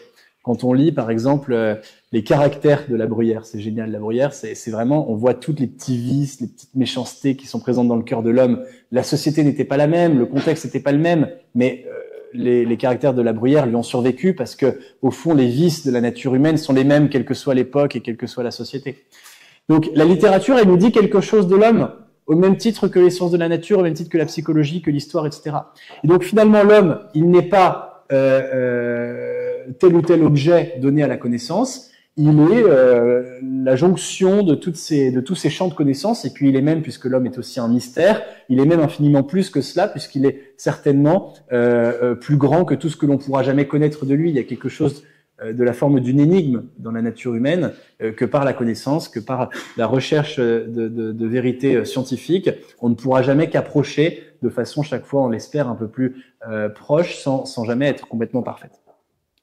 Je m'arrête là, mais voilà, je crois vraiment c'est très important de se dire et de comprendre que la déconstruction, c'est d'abord et avant tout une mauvaise compréhension de ce que c'est que la science. C'est-à-dire qu'en fait, on a commencé à déconstruire dans le champ scientifique pour ensuite déconstruire tout court. Pour le dire autrement, les sciences sociales ont dit, bon, l'homme et la femme, enfin le mâle et la femelle dans l'espèce humaine, sont le produit d'interactions sociales qui les ont construits en tant que tels. Donc, tout ce qu'il y a de masculin et de féminin dans la nature humaine est construit. Mais ce qu'il n'y a pas de lien de causalité possible entre ces deux affirmations. Puisque ce que l'on peut dire, c'est qu'effectivement, quand on s'intéresse à l'homme en tant qu'être social, alors on ne voit que des constructions sociales. Pour autant, l'homme n'est pas qu'un être social. Il est autre chose aussi. La haine des frontières, enfin, et j'en arrêterai là avant de passer peut-être en quelques minutes, s'il me reste un peu le temps de le faire, quelques propositions pour essayer de sortir du marasme et de pas désespérer complètement. La haine des frontières et la déconstruction sont au fond, je crois, le dernier avatar de la haine de Dieu. Alors à partir de là, je sais plus si, oui, la conférence est enregistrée, bon, à partir de là, je m'arrête de dire ce que je pourrais dire dans un livre ou ce que je pourrais dire dans des médias, mais je vais commencer à vous dire ce que je peux dire uniquement devant les AFC. La façon dont on peut essayer de résister à cette ultime tentation de notre époque de vouloir tuer dans le monde post-chrétien les dernières traces de Dieu. J'ai compris ça en lisant quelques auteurs antispécistes qui l'avouent quasiment explicitement dans leurs écrits. Le fait de vouloir nier la distinction entre l'homme et l'animal, c'est le dernier geste que peut le monde déchristianisé, c'est le dernier geste qu'il peut faire pour tuer Dieu. Dieu n'existe plus nulle part, les églises sont vides quand elles ne tombent pas en ruine ou quand elles ne brûlent pas, et plus personne, ou presque, à part Salle-Sainte-Anne à Saint-Germain-en-Laye, ne place Dieu au centre de sa vie. Malgré tout, il y a une rémanence de Dieu dans le visage de l'homme, puisque les Écritures nous disent que l'homme est créé à l'image de Dieu. Chaque fois que l'on voit la face de l'homme, quelque part, on voit la face de Dieu. Et donc, s'en prendre à l'homme en tant qu'homme, s'en prendre à notre humanité, nier cette humanité, renoncer au monde des droits de l'homme, eh bien, au fond, c'est le dernier geste que peut faire l'être humain pour tuer définitivement Dieu. Et ils en ont conscience. C'est-à-dire que l'humanisme, ou ce qu'il en reste, c'est la dernière manifestation, alors certes discrète, certes imperceptible pour beaucoup de nos contemporains, mais c'est la dernière manifestation d'une forme d'image de Dieu. Et la solution à ça, si on veut éviter définitivement de tuer Dieu, c'est d'abord de restaurer l'homme. La restauration de l'homme, c'est peut-être le vaste projet qui nous incombe et qui, au fond, est la seule réponse possible à cette entreprise de déconstruction que j'ai essayé de vous décrire. Alors, en quelques mots maintenant, comment est-ce que l'on peut répondre aux déconstructeurs? Comment est-ce qu'on peut se mettre à rebâtir? La première chose, c'est qu'il faut défendre. Quand bien même nous serions dans un champ de ruines, j'ose espérer que c'est pas encore tout à fait le cas et qu'il y a encore des vestiges qui résistent, il faut essayer d'empêcher de détruire ce qui tient encore à peu près debout. Ça, c'est le premier geste. Quand on voit qu'il y a vraiment un monde qui est engagé dans une déconstruction complète, il faut savoir ce qu'il faut défendre en premier. Peut-être que ça passera, même si pour les plus puristes d'entre nous, l'idée est un peu désagréable, mais peut-être que ça passera par une forme de défense de l'humanisme. Je dis que l'idée peut être un peu désagréable parce qu'on a bien conscience qu'au fond, le monde des droits de l'homme, c'est une vision déjà très édulcorée de tout ce que l'anthropologie classique avait défendu et bâti. Mais enfin, au moins, ça parle aux gens. C'est-à-dire que, encore une fois, comme je vous le disais aujourd'hui, personne ou presque n'ose se mettre en opposition aux droits de l'homme, parce que ça résonnerait en tout cas comme une forme de retour à la barbarie, et donc ça intimide. C'est le philosophe Pierre Manant qui dit quelque part dans La Cité de l'homme, cette phrase je crois très juste, il dit « Le nom de l'homme règne sur l'humanité présente avec une autorité et une ubiquité écrasante, et peut-être jamais depuis Homère n'a été aussi peu explorée la question qu'il contient. » Tout simplement, on met de l'homme ou de l'humain ou de l'humanisme à toutes les sauces, sans pour autant que personne ne s'essaye à dire ce que cela signifie vraiment, ce que l'on définit par l'homme, par exemple. Donc la priorité, me semble, mais je crois que vous le savez déjà, de réinvestir le champ de l'anthropologie, d'apprendre l'anthropologie. Par exemple, aujourd'hui, quand à la fac, on dit qu'on fait de l'anthropologie, en réalité, ce qu'on fait, c'est de l'ethnologie. L'anthropologie, c'est l'autre nom qu'on donne aujourd'hui à l'étude des cultures exotiques. C'est tout. Mais il y a quasiment plus d'endroits, à part peut-être à l'IPC ou à part chez Adjadj en Suisse, où on fait vraiment de l'anthropologie. Donc il faut, je crois, restaurer cette approche disciplinaire de la connaissance de l'homme en tant qu'homme. Une fois qu'on a défendu les ruines qui nous restent, et de fait on doit, je crois, veiller comme des sentinelles au milieu de la nuit les ruines de l'humanisme, il faut reconstruire, et reconstruire, pour cela, ça suppose de redonner le goût de bâtir. On a perdu ce goût-là, pas seulement par flemme, encore que cette idée très réactionnaire me plairait beaucoup, mais je crois que c'est pas seulement par flemme que l'on ne sait plus bâtir, c'est aussi par peur. Et il faut pas négliger cette peur-là. L'homme a pris peur face à lui-même, tout au long du XXe siècle, alors qu'il s'était longtemps convaincu qu'il était la meilleure des créatures. Tout au long du XXe siècle, l'homme s'est finalement dit qu'il était peut-être la pire. La pire parce qu'il y a eu les grands crimes contre l'humanité auxquels on a assisté et dont seul l'homme est capable, aucun animal au monde n'est capable de génocider les siens, on n'a jamais vu ça. Il y a quelque chose encore une fois, je vous parlais de l'énigme de l'homme, de mystérieux à se dire que l'homme est capable du plus grand bien mais aussi du pire des mal. Et donc l'homme a fini par douter lui-même. Ce doute, cette inquiétude, elle est née aussi avec la vision de ce que nous sommes capables techniquement de produire. Il y a beaucoup cette réflexion, par exemple, chez Günther Anders, qui est un penseur qui est aujourd'hui beaucoup utilisé par les écologistes, y compris les écologistes les plus radicaux, ceux de la décroissance. Mais Günther Anders, c'est un auteur qu'il faut lire, parce que je crois qu'il définit mieux que personne cette inquiétude qu'éprouve l'homme face à sa propre puissance destructrice. Et Günther Anders parle de la honte prométhéenne, la honte qu'éprouve l'homme confronté à la puissance de ses propres inventions, de ses propres machines, la bombe atomique. Vous voyez donc que cette honte ou cette inquiétude, qui est, à mon avis, tout à fait légitime et compréhensible, et d'ailleurs je crois qu'on la partage tous un peu au fond de nous quelque part, elle conduise aussi à vouloir renoncer à bâtir. Mais finalement, c'est un peu la même chose que depuis la tour de Babel. C'est-à-dire que l'exemple biblique de Babel, c'est aussi ce rappel que toute construction humaine ne nous emmène pas forcément au bien et que même parfois elles peuvent nous détourner du vrai bien. Donc il va falloir être capable pour bâtir, il va falloir être capable de discernement. Tout ce que l'on construit n'est pas forcément construit pour le bien de l'homme. Et on voit d'ailleurs, et vous le savez, vous qui vous intéressez beaucoup aux questions de bioéthique, que le progrès technologique, le progrès de la puissance technique de l'homme, il conduit pas forcément toujours à vouloir et à rechercher le plus grand bien. Donc, pour bâtir et pour retrouver le goût de bâtir, il faut aussi discerner, il faut abandonner cette inquiétude a priori qu'ont les plus radicaux des écolos, ceux qu'on renvoie parfois à la figure de l'Amish qui se dit il faut mieux s'éclairer à la bougie. Non, il vaut mieux pas s'éclairer à la bougie, mais il faut avoir conscience effectivement de nos limites, savoir les cultiver avec raison et en même temps retrouver le goût de bâtir ce qui doit l'être, ce qui mérite de l'être. Et enfin, évidemment, il faut aimer. Et ça, je crois que c'est quelque chose que certains de nos alliés de circonstance n'ont pas toujours très bien compris. Je parle notamment des identitaires. Vous avez bien vu que les déconstructeurs vouent une haine féroce de l'identité, puisque pour eux, l'identité, c'est une invention, c'est une création du langage et de la pensée. Il n'y a pas d'identité masculine ou féminine, il n'y a pas d'identité nationale ou citoyenne, il n'y a pas d'identité, ne serait-ce que même humaine. Pour autant, l'identitaire, c'est celui qui veut croire à l'identité en la vidant de sa substance parce qu'au fond, il perd de vue que pour bien construire, il faut d'abord aimer. La parade que l'on trouve à cela, une fois qu'on a compris que finalement, il n'y a pas de véritable identité sans charité, eh bien, c'est de relire certains auteurs, Scruton en particulier, qui a eu l'impolitesse de nous quitter il y a quelques années, et c'est dommage. Scruton, penseur britannique conservateur, parle de ce qu'il appelle l'oikophilia, l'amour du foyer. C'est ce qui notamment permet de fonder, je crois, une écologie véritablement humaine, c'est-à-dire centrée sur le bonheur de l'homme. L'oikophilia, c'est de dire qu'on commence d'abord par aimer ce qui nous est proche, le foyer, et qu'à partir de cela, à partir de cet amour naturel de ce qui nous fonde de notre identité, eh bien alors là, oui, on peut faire de la politique, on peut faire de la morale, et on peut bâtir, vous voyez.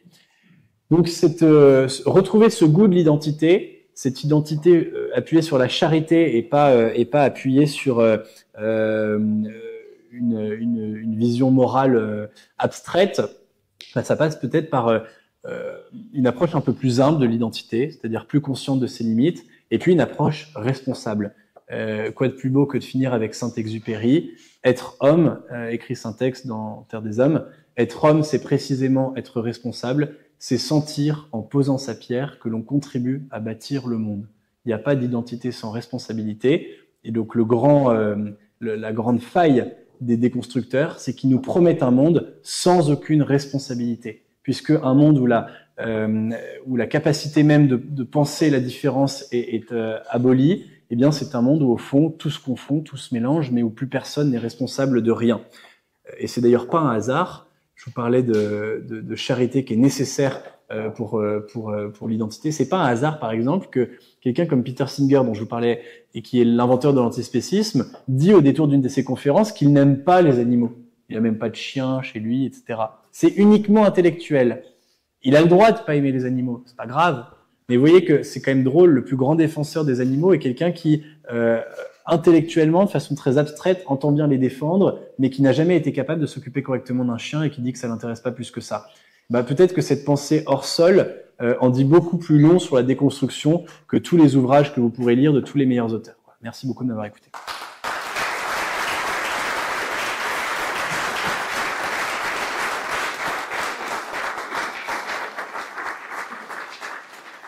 J'ai un peu débordé, j'espère qu'on aura quand même le temps si vous voulez qu'on échange un petit peu ensemble. Vous en lancez une première. Oui. Quel lien faites-vous entre le marxisme et les déconstructeurs? Alors, excellente question, je vous remercie de me l'avoir posée, puisque entre nous, je vous l'avais suggéré, c'est effectivement une question qui m'intéresse bien. C'est quelque chose que je développe dans le livre et que j'avais pas beaucoup le temps de développer pendant la conférence.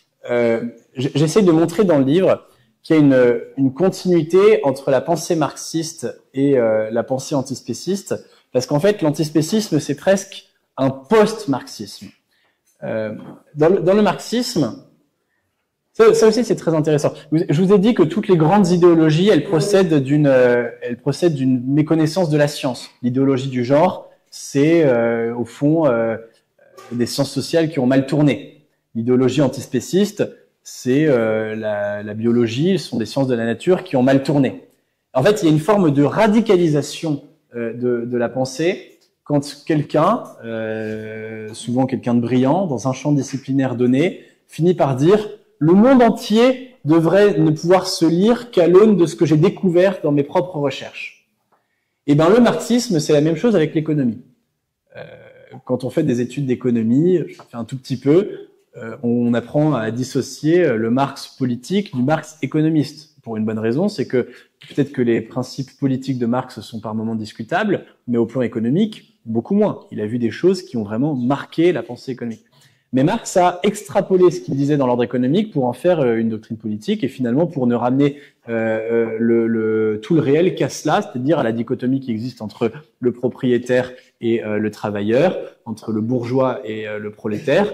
Et donc à partir de là, il fonde une théorie politique qui dit qu'il faut en gros abaisser l'un pour élever l'autre et que donc tout ne doit se lire qu'à l'aune de ces rapports de violence entre classes.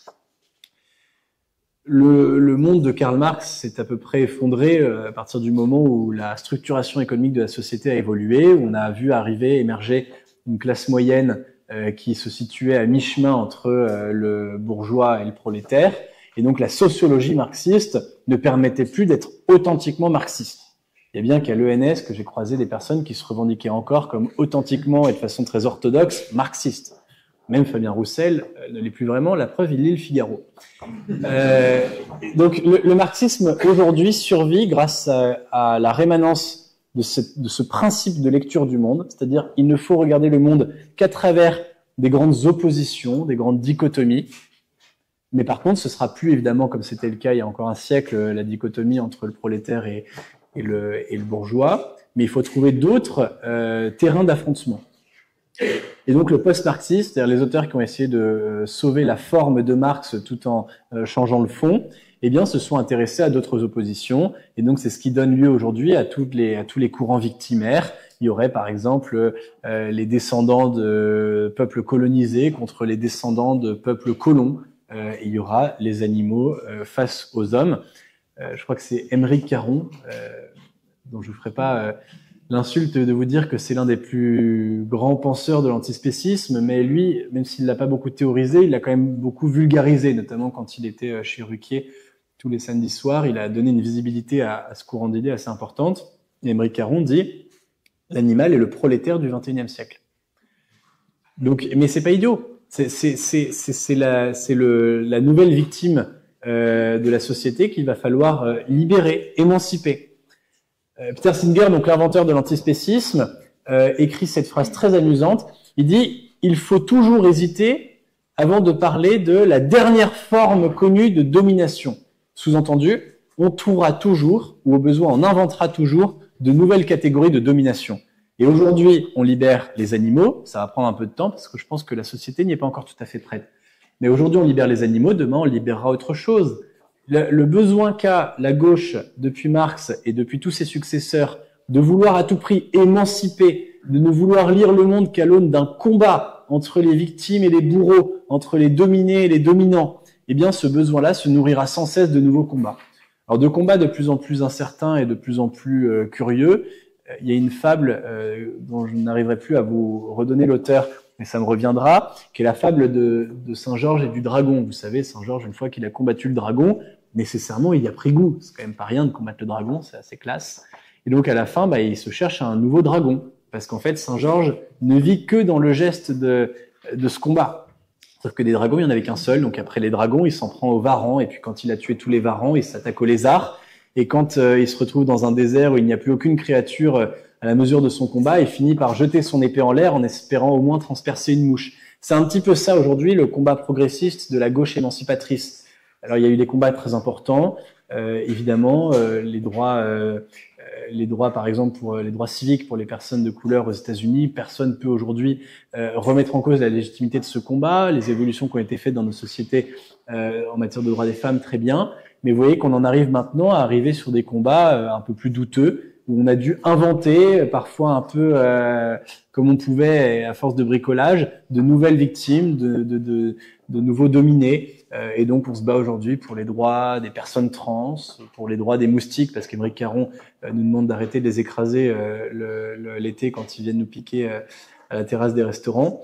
Bon, c'est un petit peu, voilà, pour répondre à votre question, cette postérité du marxisme qui se perd dans des combats dont on oublie un petit peu parfois la légitimité. Le plus important, c'est de survivre vraiment dans ce geste combattant, ce geste militant, sans quoi le penseur du progressisme s'épuise.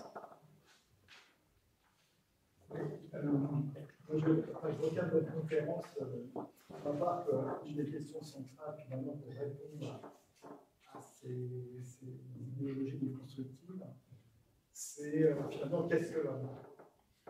Et il me semble, alors ça c'est une question que j'avais pour vous, est-ce qu'en définissant l'homme comme animal plus un adjectif, on ne donne pas déjà un peu la frontière qui existe entre l'homme et l'animal? Est-ce que des réflexions comme celle de Heidegger vont peut-être plus vous aider que ce type de définition? Alors vous me prenez un peu au dépourvu parce que je ne suis pas certain de voir à quoi précisément vous faites référence chez Heidegger. Moi, ce que j'ai essayé d'esquisser comme idée, c'est qu'effectivement, plus que dire l'homme est un animal quelque chose, un animal ceci ou un animal cela, c'est que au fond, la déconstruction, mais vraiment par réflexe intellectuel, est incapable de penser l'existence du mystère. C'est-à-dire que la déconstruction pense que tout peut être décortiqué, sous-pesé, analysé, qu'au fond on pourrait rendre des comptes à tout énoncé de vérité.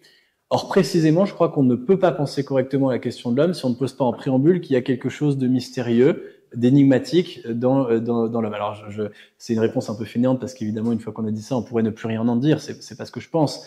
Mais en tous les cas, pour moi, la première réponse à la déconstruction, c'est cela. C'est de dire accepter l'inachevé et le mystère dans la connaissance que l'on a de nous-mêmes. Maintenant, encore une fois, ça ne nous empêche pas d'essayer de progresser dans cette connaissance. Et je crois que la réponse pour ça, c'est un peu une épistémologie, c'est-à-dire de penser une complémentarité des discours et des modes de connaissance pour dire finalement nous sommes le produit un petit peu complexe de toutes ces vérités qui ne s'excluent pas les unes les autres, mais qui se complètent et qui s'approfondissent. Voilà. Par déformation intellectuelle, j'ai tendance à penser que, encore une fois, et comme je vous l'ai dit tout à l'heure, c'est par la littérature qu'on en arrive peut-être à la connaissance la plus précise de ce que l'on est, mais parce que justement, la littérature ne se prétend pas comme un discours scientifique, mais qu'elle est une exposition en acte de ce qu'est l'homme, et que au fond, on est aussi un peu dans une époque qui se perd en discours et qui se perd dans cette volonté de vouloir tout sous-peser, tout définir, tout analyser, et qui ne laisse pas se déployer au fond les vérités qu'elle recherche. Pardon du coup pour la question un peu, la réponse un peu déceptive sur Heidegger, mais vous avez visiblement plus à en dire sur lui que moi-même je ne le pourrais. On va dire que justement Heidegger conteste un peu le fait qu'il définisse l'homme comme animal quelque chose. Parce qu'il dit il y a une spécificité chez l'homme, il est totalement radicalement différent de l'animal, dans son mode d'être, le rapport au monde. Il est en rupture radicale. Et justement, ça pourrait nous aider à lutter contre l'antispécisme. Oui, c'est vrai. En montrant cette différence radicale qui existe entre l'homme et les choses où l'homme est le monde.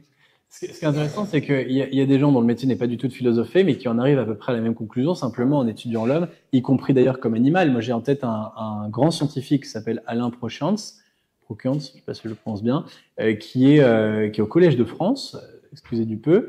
Lui, c'est quelqu'un qui a étudié l'évolution génomique de l'humain au cours de l'histoire de l'évolution.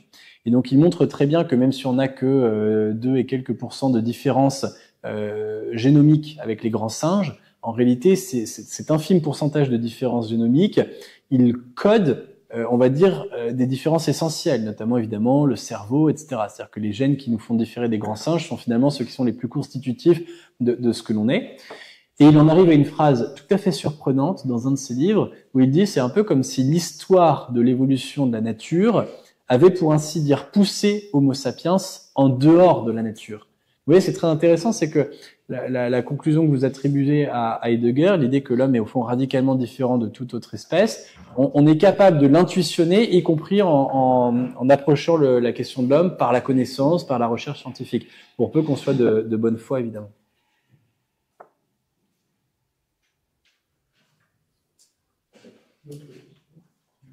Est-ce que, au final, cette espèce de rouleau compresseur de toutes ces idéologies, la conclusion auquel il faut arriver, c'est la disparition de l'homme, dans le sens où moi on voit passer, je m'en parlais des réseaux sociaux, et on a régulièrement en fait des images où on voit la Terre sans l'homme, qui devient le nouveau paradis, c'est-à-dire qu'en fait les animaux sont capables de gérer eux-mêmes tout cela, et finalement la seule solution, ça reste à la fin. La disparition de l'homme, est-ce que c'est pas là où finalement ils vont tous arriver à un moment en se disant la meilleure solution pour la Terre finalement c'est qu'on disparaisse? Alors oui et non. Il y a effectivement un courant très marginal et je pense qu'il le restera, notamment au sein de la pensée écologique, qui dit au fond le monde serait plus heureux sans l'homme, parce que l'homme c'est la destruction, l'homme c'est le réchauffement climatique, la disparition des espèces, le trou dans la couche d'ozone ou que sais-je. Donc ça, ce courant-là, ce qu'on appelle un peu la deep ecology, donc l'écologie profonde, ça a conduit quelques auteurs, mais vraiment des auteurs qui ont peu d'influence et qui ne résument pas à eux seuls toutes les thèses dont on parle et qui en viennent à dire qu'effectivement, par exemple, le plus bel acte que l'humanité pourrait faire, ce serait d'organiser son propre suicide pour laisser au fond le reste du monde se débrouiller. Cette idée-là, je pense, même si elle est intéressante pour nous parce qu'elle est tellement radicale qu'elle peut nous servir de point d'appui pour dire « Ah, regardez, ces gens-là sont très dangereux », mais je pense qu'elle restera toujours marginale parce qu'il restera au fond toujours une espèce de... Vous voyez, je vous ai dit à un moment de la conférence, les gens ne raisonnent pas en réalité. C'est-à-dire que cette idée que vous défendez, enfin que vous évoquez là, elle serait logique si on allait au bout des conclusions intellectuelles des auteurs dont je vous ai parlé. Mais au fond, personne ne prend jamais le risque d'aller au bout de toutes les conclusions d'une pensée parce que heureusement, les gens ne sont pas suffisamment intellectuels pour ça. Donc, je crois que jamais ne s'imposera véritablement hors de quelques groupuscules marginaux l'idée qu'il faille orchestrer l'extinction réelle de l'homme. Moi, c'est malgré tout le titre que j'ai choisi, l'extinction de l'homme. C'est-à-dire que je crois vraiment que si on laisse prospérer les thèses de la déconstruction et l'antispécisme en particulier, l'homme va s'éteindre. Mais il va s'éteindre différemment. Et pour le dire, je vous divulgage un peu la conclusion, mais c'est un texte de Philippe Muret que je cite à la fin du livre parce que je crois qu'il aide bien à comprendre au fond ce que serait un monde avec des hommes, mais avec des hommes qui ont renoncé à mettre sur un piédestal ce qui fait le propre de l'existence humaine. C'est un article que Philippe Muret avait écrit dans la revue Argument, et il dit « On peut très bien envisager l'émergence d'une humanité techniquement réformée, réanimalisée, déshominisée, où le désir ne sera plus, comme chez les bêtes, que périodique et utilitaire, où n'entrera plus que minimalement dans les luttes sexuelles la question du prestige lié au temps historique, et ainsi sera résolue toute cette affaire. Fin du corps sexué, fin de l'histoire. » Fin de l'histoire, oui, c'est quand même un concept intéressant que s'est développé dès la chute du mur et qui a permis à beaucoup de penseurs contemporains de se dire au fond que ce serait un monde enfin pacifié, guéri de la vieille lutte entre le monde libéral et le monde soviétique. Donc il y a des gens qui ont vraiment théorisé ça. Mais ça correspond à ce que Philippe Muret associe à un monde déshumanisé, la fin de l'histoire. Donc fin des contradictions, fin des conflits, fin de la distinction entre l'animal et l'humain, retour de la culture au bercail de la nature, fin du roman, fin en douceur des hasards de la séduction. Bien des gens s'emploient actuellement à nous rapprocher de cet idéal. Ces bons apôtres n'ont pas besoin de la science, il leur suffit de réclamer l'abolition de la différence abusive des sexes, génératrice d'injustice et de position de pouvoir. Au nom de l'égalité, qui oserait se dire contre? Cet homme-là, pardonnez-moi, moi j'ai presque failli le voir émerger quand on a passé plusieurs mois avachis sur nos canapés, avec interdiction de se parler, interdiction de sortir, interdiction d'aller à la messe ou que sais-je, au nom de la préservation de la vie biologique. C'est-à-dire que l'homme déshominisé que nous décrit Philippe Muret, qui serait cette forme d'extinction intellectuelle de l'homme à laquelle, je ne sais pas si j'y crois, mais en tout cas que je redoute, eh bien c'est l'homme du confinement sanitaire qui dit pour sauver l'homme biologique, il faut tuer l'homme spirituel, il faut tuer l'homme social, il faut tuer l'homme politique, il faut tuer l'homme relationnel. On y vient parfois.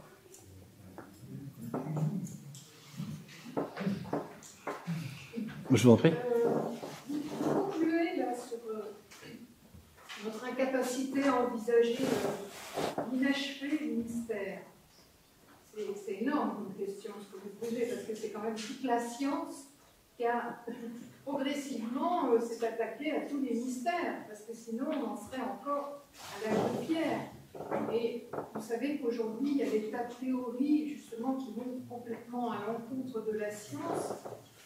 De se dire c'est mystérieux, on ne peut pas expliquer, la Terre est plate, enfin on entend tout aujourd'hui, c'est quand même incroyable. À une époque où la science a quand même dévoilé énormément de choses pour le bien de l'humanité. Donc comment pouvez-vous dire qu'il faudrait conserver cette capacité à regarder le mystère, l'inachevé? L'inachevé, ça existe, de toute façon c'est encore inachevé, le monde est inachevé, il continue de découvrir, de se construire. Alors, à vous entendre, j'espère que je ne me suis pas trop mal fait comprendre, parce qu'évidemment, je ne suis certainement pas le porte-voix de l'obscurantisme ou du rejet de la science. Je crois que, d'ailleurs, et fort heureusement encore aujourd'hui, nombre de scientifiques, les premiers, ont été capables de définir avec humilité les limites de la portée de leur connaissance. Ce que j'ai essayé de montrer, c'est que ces limites, c'est-à-dire le fait d'accepter que la science ne peut étudier qu'un objet donné et qu'elle ne peut pas donner une vérité universelle sur ce dont elle souhaite discourir, c'est constitutif de l'exercice même de la pensée scientifique. C'est-à-dire qu'il faut être capable d'abord de dire ce que l'on ne pourra pas connaître pour ensuite essayer de dévoiler quelques connaissances. Là, je marche un peu sur des œufs parce que c'est vraiment de l'épistémologie pure et évidemment, quelqu'un qui a un solide bagage en philosophie le dirait mieux que moi. Mais encore une fois, cette philosophie de la connaissance, elle me semble nécessaire pour fixer des limites à ce qu'il est possible de dire ou de ne pas dire. Et c'est généralement parce que l'on oublie ces limites que l'on en vient à transformer encore une fois une théorie scientifique en une idéologie. Et je crois vraiment que l'idéologie, c'est une idée scientifique qui a dégénéré et qui a acquis une prétention à définir une vérité universelle. Encore une fois, on part par exemple des sciences sociales qui disent des choses très vraies, on a besoin des sociologues, on a besoin de comprendre comment s'acquièrent les comportements, comment est-ce qu'ils se transmettent, comment est-ce que d'une culture à une autre, on a des différences qu'on apprivoise, qu'on questionne aussi parfois, ça c'est le propre des sciences sociales. Mais quand, et c'est malheureusement le cas, pour le coup les sciences sociales j'en ai fait pas mal, c'est malheureusement le cas de peut-être 95% des chercheurs dans la discipline, quand on en vient à dire le masculin et le féminin n'existent pas, ça ne sont que des constructions sociales, c'est qu'on n'a pas compris quelle est la limite de ce que peut dire un enseignant-chercheur en sciences sociales. Il peut dire ceci ou cela a été construit de telle et telle manière et je vais le montrer. Il ne peut pas dire que tout ce qui constitue la culture humaine est construite parce que ça n'est tout simplement pas possible de le dire uniquement à l'aune des sciences sociales. Il faudrait pour ça partir d'une connaissance parfaite et objective de tout ce qu'est l'homme. Donc en fait, la science doit être simplement capable de réfréner ses envies, de porter des affirmations ou des jugements qui dépassent la capacité de ce qu'elle est en mesure de démontrer avec ses outils. C'est simplement ça que j'ai essayé de dire.